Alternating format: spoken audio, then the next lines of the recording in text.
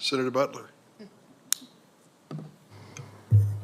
Thank you, Mr. Chairman, and thank you to my senior senator for allowing me to engage the panel. Thank you all so much for the work that you have done. You did it before I arrived. And to be here to listen to the implementation, the success of the hard work of my colleagues is really inspiring for a new senator like me who's excited and urgent about continuing the important work that has preceded me. Mr. Charles, if it's okay, I'd love to start with you. Thank you for sharing your story, and you received a lot of attention. In your case, received a lot of attention from my famous constituents, Ms. Kardashian and others who helped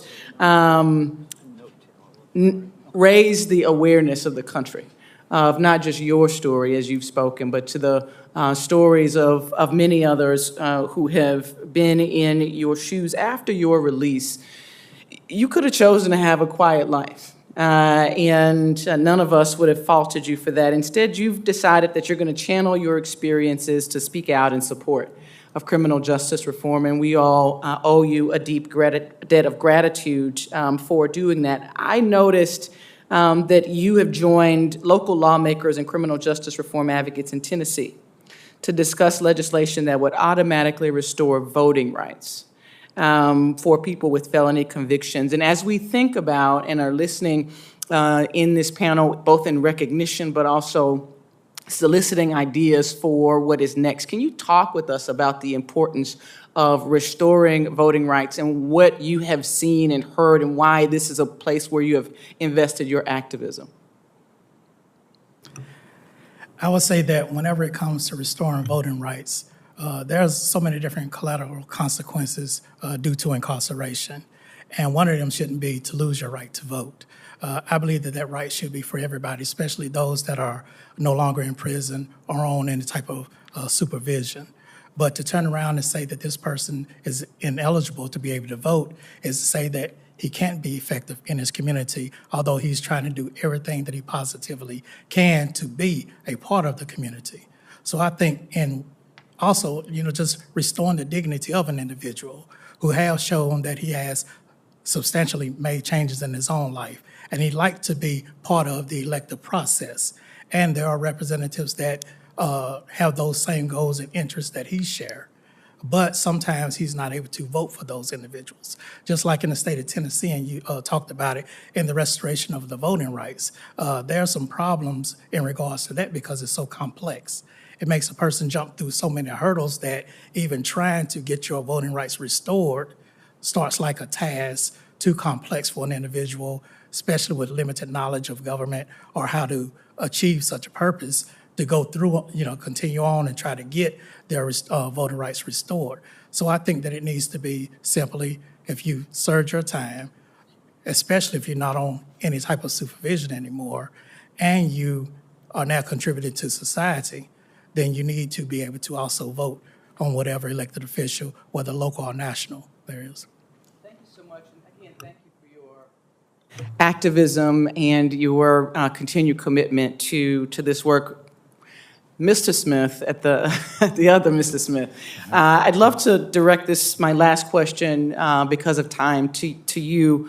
Thank you so much for being a part of today's conversation. You're showing so many young people who may believe that bipartisan work is impossible, that indeed when we find common cause and we pursue it vigorously, that this is a model of government and our democracy can truly work. And so your presence alone is so meaningful. Let me ask my question. You, on a recent panel, talked about the most ingredient being, quote unquote, creating trust. Mm-hmm.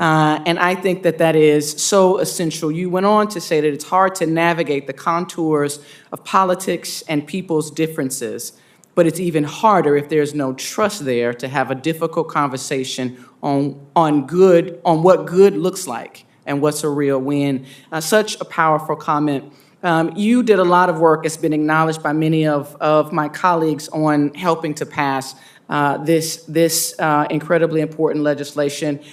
Let me ask you, how can trust, in your opinion, be restored to get to the next version of this great legislation?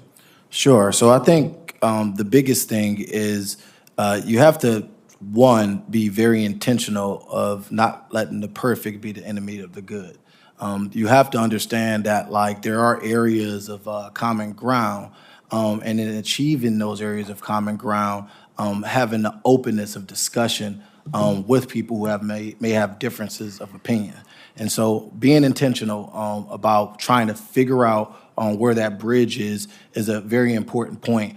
But then once you're trying to create that bridge, it's also being in a position to have a conversation in good faith, because and that's why that trust piece is so important. You know, in many cases, even negotiating the First Step Act with a number of my the senators that are on this committee, you know, the trust wasn't there on the front end, but the fact that we had something in common, like a North Star that we all wanted to achieve, that allowed for us to have that conversation on good faith. And that good faith conversation allowed us to be very honest about the issue, and then figuring out how we can get to yes on both sides by learning about what may have differences about, what are the red lines.